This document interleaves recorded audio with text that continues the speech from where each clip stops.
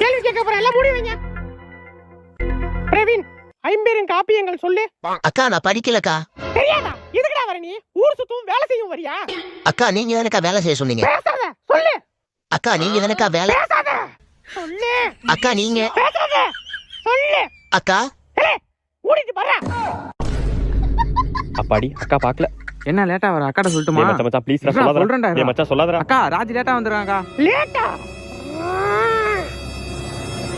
அக்கா இது இந்த மாசம் ஃபீஸ், இது அடுத்த மாசம் ஃபீஸுக்கா.